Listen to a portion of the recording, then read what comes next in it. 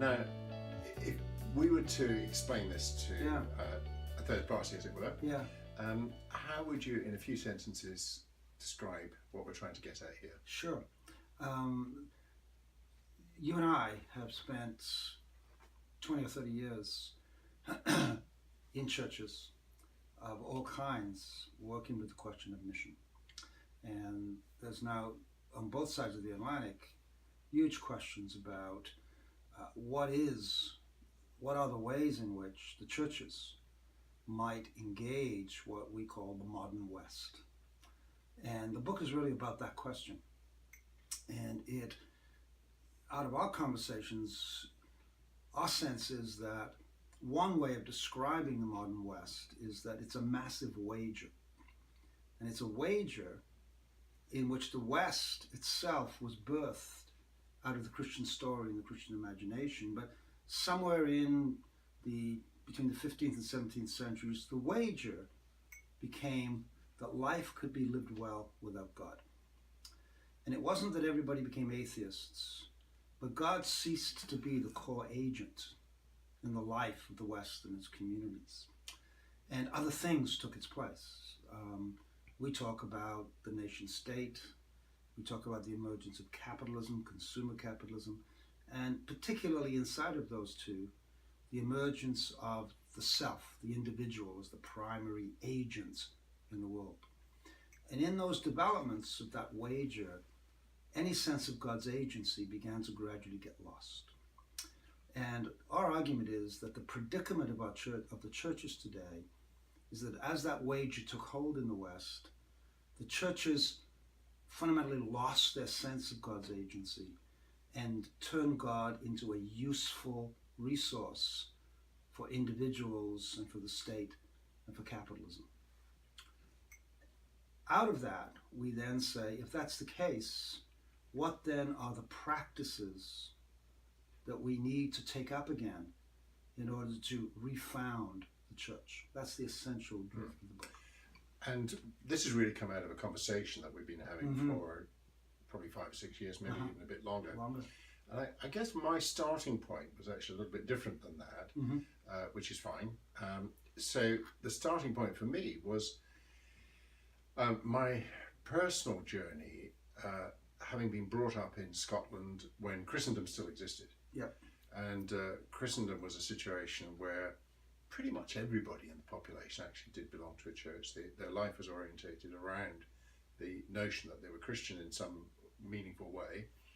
And that even if they didn't regularly attend church, they were still a member of a church, and there was an expectation that that church would perform certain religious functions for them in terms of the hatching, matching and dispatching. Correct.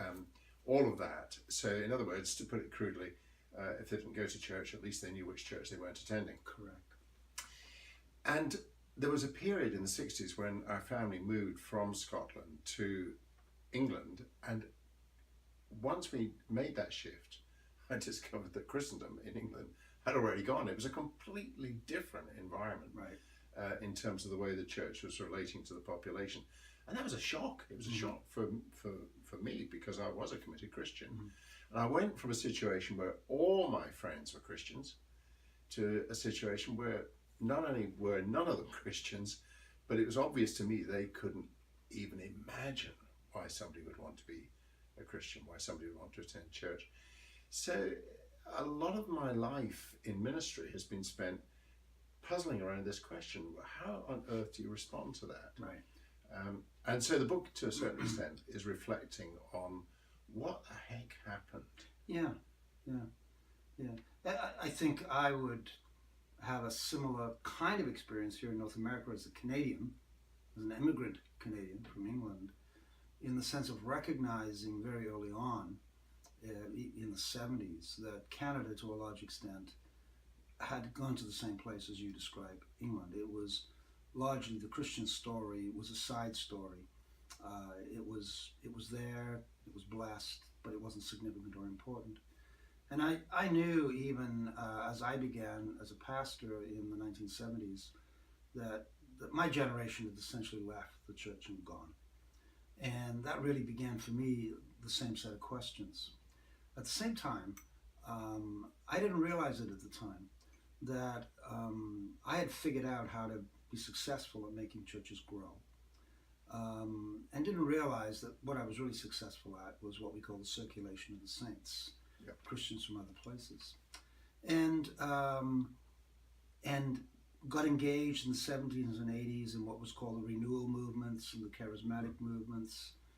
And it was only until later on that I began to realize that all of these movements, whether renewal, church growth, etc., they were all attempts to what I call fix the church. And I don't think that's changed much, whether you call it missional or go local or whatever. There is this continual undercurrent in almost everything that's going on of how do we fix the church and make it work again.